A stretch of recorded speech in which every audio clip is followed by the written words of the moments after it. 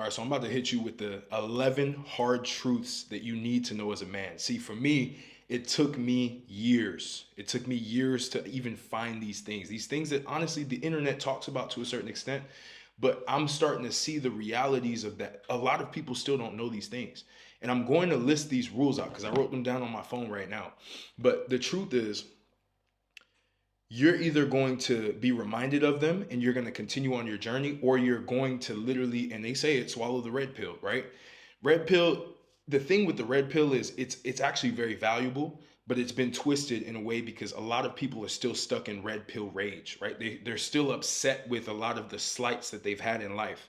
But once you've swallowed the red pill, pause, you're going to start to understand that these truths are what is going to help you in your relationships with women, in business, in life. These are essential for you, right? So let's start off. The first, life is on your side.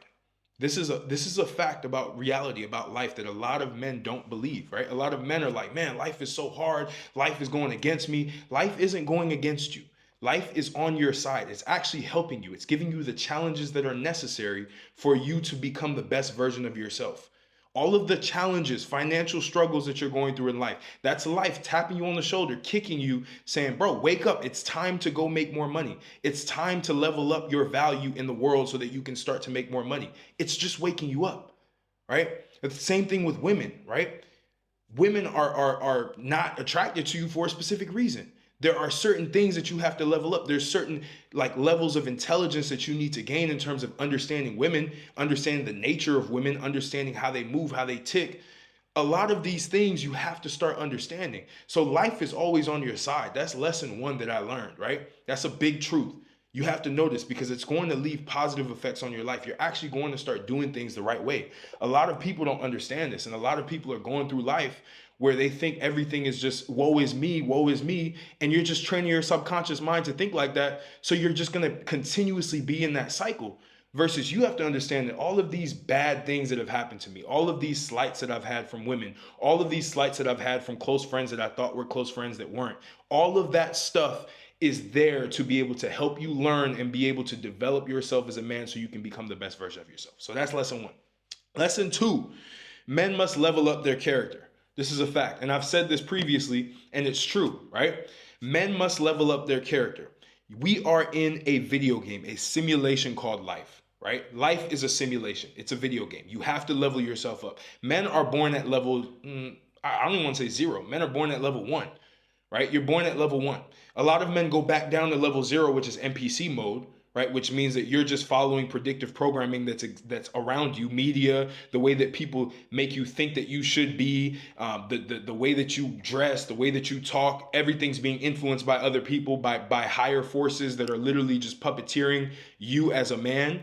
That's level zero. But most men are born at level one. Actually, all men are born at level one. And you can either go back to zero or you can improve. The goal is for you to consistently improve. You have to treat life like an RPG game and that you're building your character. You're building your character to become the best version of yourself, to become a level 100 boss so you can dominate this game. That's how you have to look at life. If you don't look at life in that certain way, it's going to be very, very hard for you. You're going to get bored. You're going to drown yourself in real video games, in other video games and simulations, which, by the way, I don't hate video games. I think video games are cool once you beat life.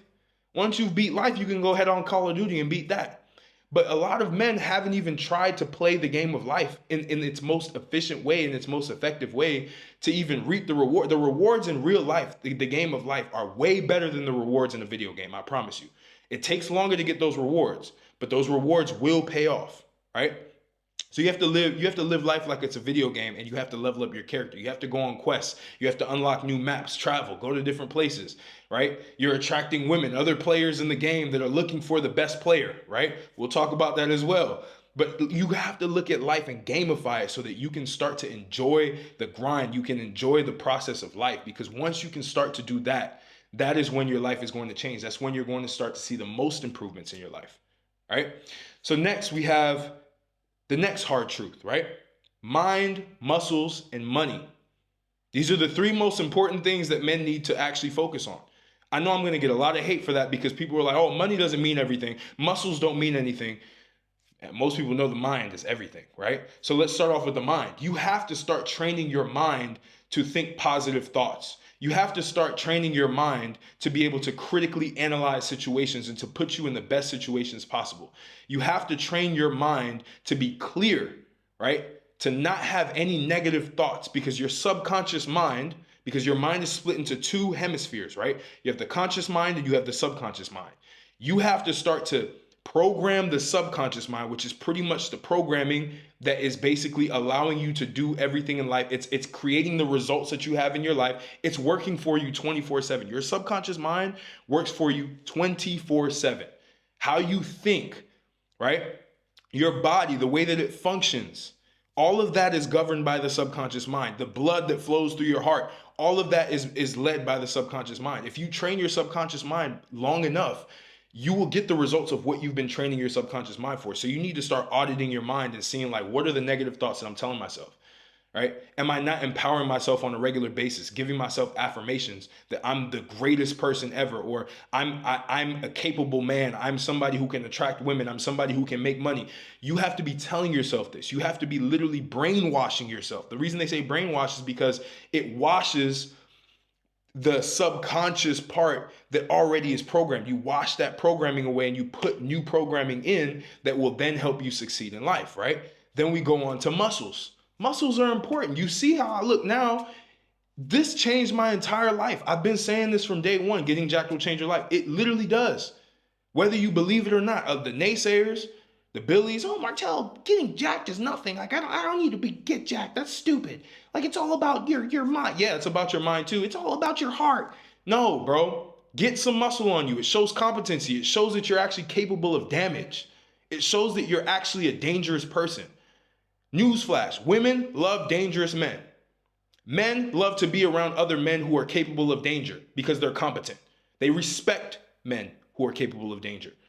Putting on muscle is one sign that you might be capable of danger, even if you're not, right? But you at least have the look. You at least have the strength. You at least have the physical attributes to be able to sustain. Muscles are important, and it's healthy to have muscle. There's longevity in having muscle. Don't overdo it and be a bodybuilder, because then you'll start to get joint issues. And then if you're abusing steroids, you're going to start looking crazy. You're going to start looking like a freak mutant. You don't want to look like that. You want to look aesthetic. You want to have that fighter athlete physique, right? That lean, muscular fighter athletic physique. That's what you want. That's what I went for now. That's what I have now. And I love the body that I have now versus the body that I had when I was bodybuilding, right? So you got to get the muscle, bro. I promise you, this is what it is. It sounds superficial, but newsflash, life is superficial. Life is 100% superficial, whether you believe that or not. All right? Everybody thinks on a superficial level. Nobody thinks deep. Nobody's Socrates. Nobody's some intellectual walking around. No, most people aren't. Most people think very superficially. How you look, what you have, and who you are. That's it. That's what people care about, right? So you have to start operating and dominating the superficial level, because then you can go deeper into the intellectual, psychological level. But first, dominate the superficial level. It's an easy game to play, I promise you, if you just do what I'm telling you, right? And the third part of this is money, of course. You got to go get money, bro. Yeah, Kamala Harris, Donald Trump, this whole election stuff was going on. That's not going to change your pockets, bro. It's really not. You still have to go get money. You still have to do all these things, right? You have to do this stuff because it's important. If you don't do these things, you're not going to get the results that you want in life. If you don't have money, people are not going to respect you. That's just a fact. If you're broke, people are not going to listen to you. If you're somebody who is not trying to go get money, life is going to be significantly harder for you. Yeah, you can have women when you don't have money, but man, not long enough. You can't maintain them. If you don't have, you may have some pitfalls here and there. I have pitfalls here and there. I'm an entrepreneur. Some months go up, some months go down. It is what it is. But I have the capability and I have the receipts that show that I can make money, right? And you have to start building the ability to make money, whether that's going to learn a skill, whether that's going to sell a product online and starting to market yourself and starting to build your personal brand. Do that. I promise you, it changes your life. It changes everything, right? So mind, money, muscle, right? Or mind, muscles, money. If you're interested in building muscle, if you're interested in getting jacked, I have a jacked protocol guide below. This is probably one of the best products I've ever created. It took me weeks to create. Very, very, very effective product. Depending on your body type, you can get that. You can start to build your physique the way that you need to build it. And you'll have all the information that I learned from decades of experience in the fitness industry, building my own body, building hundreds of other bodies as well. All of that is literally in that program. So link is in the description. Make sure you tap in. The next hard, uncomfortable truth for men that I've learned, right? We're not equal. We're just different. That's what I had to come to terms with. My whole life, everybody's been saying, all the far crazy leftists, right, have been saying, man, equality this, equality that. We're all equal. We need to be all equal. No, as a man, no, we're not all equal. We're different. We're different. And we don't all have equal value. That's one thing that a lot of people will hate that I said this. We do not all have equal value. I have different value than you. You may have higher value than I do.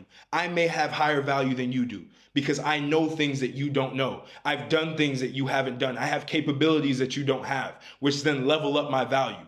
You have capabilities that I don't have, which then level up your value. Everybody is on a different tier in the value hierarchy. So you have to understand that and realize that because I'm different, what are the competencies that I have that can give me an unfair advantage? I told you life is a video game, right? If life is a video game, you need to figure out what are the capabilities that I was born with that I'm already good at that I can use to give myself an advantage. Maybe you were born with elite genetics. Go train and go teach other people how to look their best. That's going to make you money, right? That's going to help you attract women to start. Right? That's going to level you up in the value hierarchy. Maybe you were just a really good speaker, right? You were born, you kind of have a good charisma. You're born with some charisma, some social skills. Use that, create content, go network with other people, get in social circles, start to build your network. Find what you have, find that competency that you have that you're better than 99% of people in and dominate with that and then start to expand beyond that because we're not all equal. And I don't want us to ever be equal because then it's not PvP anymore. It's not fun. What's life without competition? Why would I want everybody to be? Because if everybody's equal, that means everybody is average. Why would you want to be average? I don't want to be average. I don't even want to be close to average. So I like the competition. I like being able to be exposed to see what I need to improve in, to see what I need to be doing better. That's only going to help you get better as a man. This is a hard truth. Life is not fair. Life is not equal. Life is beneficial to the person who can dominate it. The person who can continuously level up and keep getting better and better and better and better and better. That's just the facts, right? This is going to be a long video, so bear with me on this, right? The next one, right? You must lead your relationship as a man. This is going to be harsh for a lot of people because a lot of people don't realize that you're on a leash, bro. You're in this relationship and you're on a fucking leash. She's literally dragging you around everywhere. And she doesn't even like that. That's the craziest part about relationships that I think a lot of people don't understand. Your woman does not want to lead the relationship as much as she may even say that. And the women who say that they really want to lead relationships, they're dealing with past traumas that they had, and they have to be able to manifest those traumas and try to backslide on those traumas by basically introducing themselves as a leader in the relationship because they were done dirty when they let another bad man lead in the relationship that they previously had. So now they think they have to be the leader. No, you're a competent man. You need to be a competent man and you need to lead the relationship. You have to be the leader. You have to be dictating what goes on, what happens, what gets done. Women love that. Women love to kick back and relax knowing that their man is actually handling business, is actually doing things the right way, is going and making money, is going and actually making decisions, making big, you're the one that makes the big decisions. She can support you and she can give you feedback on those decisions. I'm not saying become a dictator, become this tyrant in a relationship. No. But you have to be the clear leader. You wear the pants, bro. Like, stop. Like, I hate the men nowadays that literally are just sitting around and they're not trying to do anything. They're not trying to contribute and they're making their woman literally be the leader. How does that make sense? She's going to leave you, bro. She's literally going to leave you. There will come a time where she decides that it's over with. She will either self-sabotage. She'll go do something that's going to piss you off so much that now she finally gets you to want to end the relationship because a lot of women struggle with ending relationships. So they want you to be able to end that relationship. So they'll do something. They'll go cheat. This happened to me. This has happened to me before. So I know what this is like, right? When you take your foot off the gas, when you move yourself from being at the front of the line in this relationship and driving the ship, and that's the thing that you have to understand. Women want somebody that they can enter their world. They want to enter your world. You're not entering her world. She doesn't want you to enter her world. She wants to escape her world into your world. That's what a good woman wants. What is a man whose world that I can go live in? Maybe she goes to work. I'm not saying, well, yeah, your woman should not work. Maybe she has to work, right? But when she comes home, does she feel like she's stepping into somebody else's world and she can kick her shoes off and she can chill? She can do things that she really, wants to do, maybe around the house, whatever. But she doesn't feel like she's always on edge all the time trying to make all of the tough decisions. You need to be the decision maker in the relationship. And you need to allow her the space to be able to give you feedback on certain decisions that you plan to make, for sure. That's a healthy relationship. But you have to be the leader, right? So next, everyone has a narrative. As a man, you have to understand that. Every single person has a narrative. What do I mean by that? What I'm saying is that every single person you're around has something, a story, a certain angle of life, a certain value that they're trying to basically push onto you. The media has a narrative that they're pushing onto you. Maybe it's a political narrative. Maybe it's a narrative saying toxic masculinity. By the way, what the fuck is toxic masculinity? You can't even have both words in the same sentence. It doesn't make any sense, right? So let's just put that at bay. But that's a narrative that people are pushing. Toxic masculinity. And the world is a patriarchy. The world is not a fucking patriarchy. How? The world is run by women's rights. It's okay. We get it. We know how to deal with things when it's not favorable to us. It's all good. Marriage. You look at the marriage terms now. Men are getting castrated in marriages in terms of everything that's going on. So many things are going on, right? This is a harsh truth. Everybody is selling you a narrative. The woman that you want to get with to test you, to shit test you, she's going to try to impress her narrative upon you. She's trying to tell you how to live life. She's trying to tell you how you should be moving around in life. She's trying to impress her narrative onto you, her narrative of how she perceives you. And you, as a man, need to impress your narrative on other people. You need to be influencing every single person to follow your narrative. Period, point blank. If somebody doesn't follow your narrative, all good. But as long as you have a narrative that you can stick to in your life, a storyline that you can stick to, a worldview that you can stick to, you will never be influenced by other people's narratives. And you'll see through the bullshit. You'll see through the haze, the malaise of everybody. Because everybody has a narrative, fam. I promise you. So get your own worldview, get your own narrative, get your own values, and start to be persuasive and push that on other people, because other people are going to push their narrative on you whether you like it or not. Your parents are pushing narratives on you, right? Your parents probably did push narratives on you. They push narratives on me. They push narratives on me. I'll go get the 9-to-5 job, go to college, go do this, go. That's a narrative. I fell for the narrative. Now I'm impressing my narrative. Now I have a business. My mom is calling me like, Marta, how'd you do the business? I'm so interested in that. How did you do that? I didn't even know this was a thing. I'm pushing my narrative. I'm influencing. As a man, you need to be constantly influencing, right? Next, women are hypergamous. We all know this because in the red pill space, everybody talks about hypergamy, right? Hypergamy is true. It's a fact. It's not just something that people say just to get clicks, and it's a fact. I've experienced this in real time, right? And luckily, I've experienced this the right way. So what is hypergamy? Hypergamy is basically choosing up, right? So women basically want to find their best person. They can find the man that they find the most value in, right? The man who's at the top of the totem pole, who's at the top of the status hierarchy. That's who they want innately, right?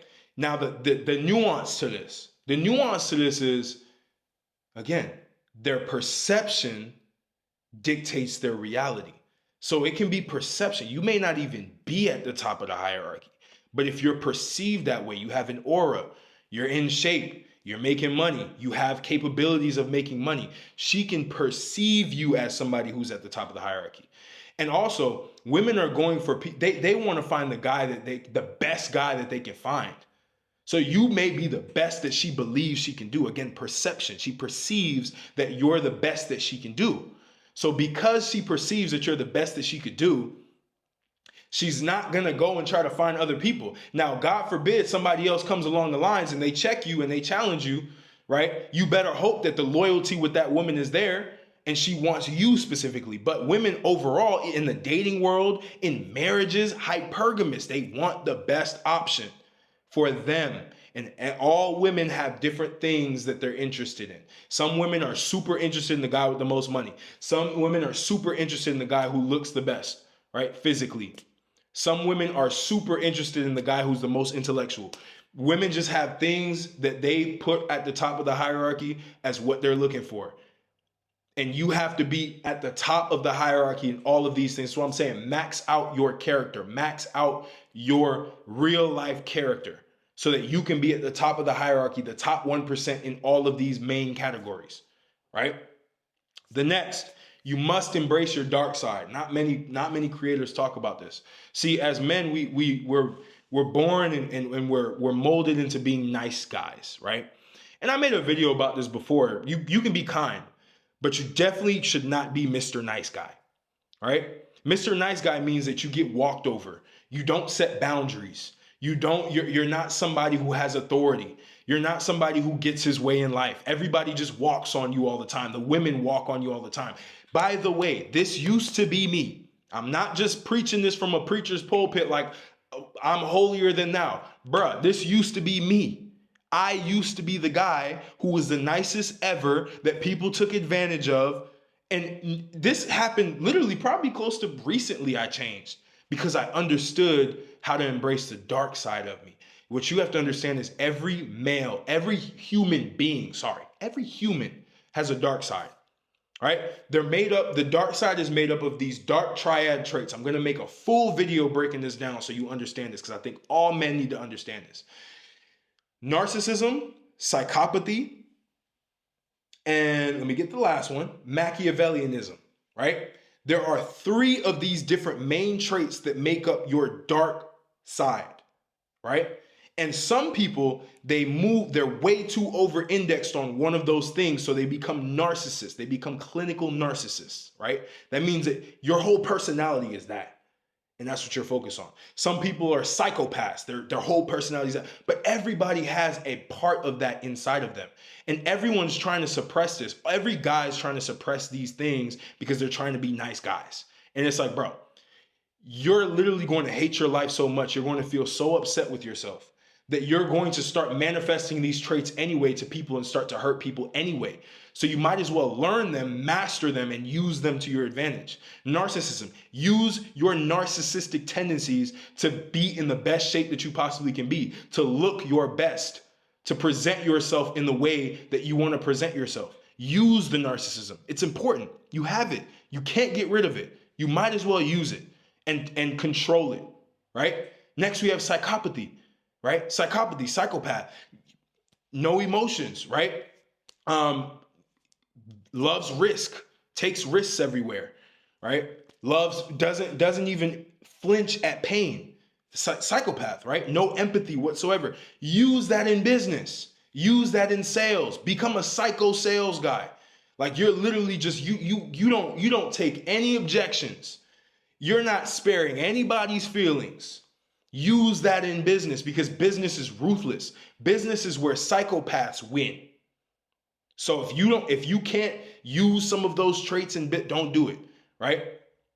Next, we have Machiavellianism, which is pretty much deception, manipulation, all of that, right? Gaining power, being power hungry. Use that to your advantage. Use it to be able to influence people onto your narrative, to get people to do what you want them to do that benefits them and benefits you. See, when you take all of these traits and you bring them together, and you apply them into something that's positive, you're utilizing your dark side to advance humanity, to be a positive figure. You're harnessing all of the dark energy and you're literally blasting it into a light beam, right? And that's what's going to create your reality, which is good. You have to embrace that. If you don't, you're going to capitulate. You're going to literally just feel like you're being dragged around by everybody. Women love the bad boys for a reason, because the bad boys have their own narrative. They do what they want to do. They get their own way. People don't walk on them. They're hard to challenge, right?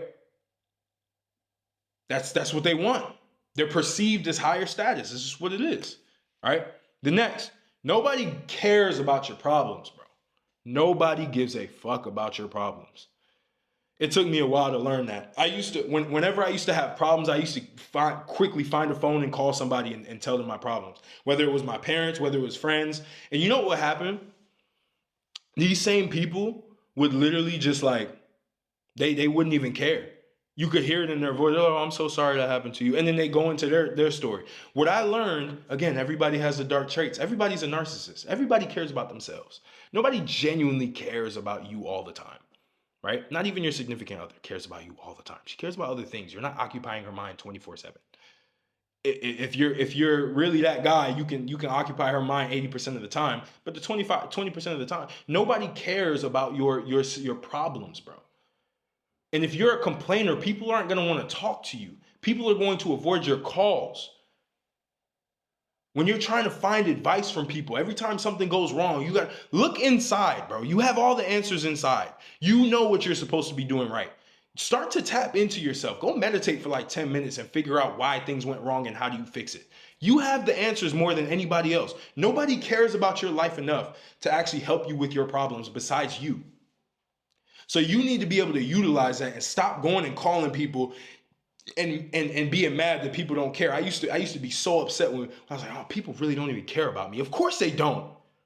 People only care about you when they can get value from you. That's just a fact.